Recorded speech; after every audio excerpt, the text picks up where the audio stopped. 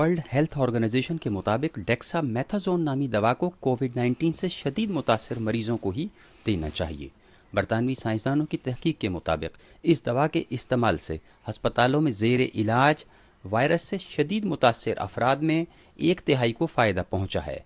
ये दवा 1960 से मुख्तलिफ बीमारियों और आर्थराइटिस की सूजन को दूर करने के लिए इस्तेमाल की जाती है, मगर हालिया तहकीक में ये पहली दवा है कि जिसके इस्तेमाल से कोरोना वायरस से शदीद मुतासर अफराद को अफाका हुआ है।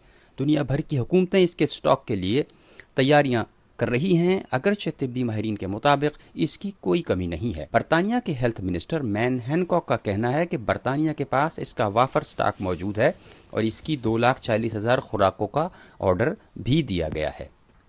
वर्ल्ड हेल्थ ऑर्गेनाइजेशन के एमरजेंसी प्रोग्राम के सरबराह माइक राइन के मुताबिक डेक्सामेथाजोन नामी दवा का इस्तेमाल सिर्फ इंतहाई हालात में किया जाना चाहिए, क्योंकि तहकीक के मुताबिक वेंटिलेटर्स पर रखे गए मरीजों की 1/3 अक्सरियत को इससे फ़ायदा हुआ है और ऑक्सीजन पर रखे गए मरीजों के केसेस में 20% को अफाका रिकॉर्ड किया गया है। मुकीम अहमद, चैनल 4, लंदन।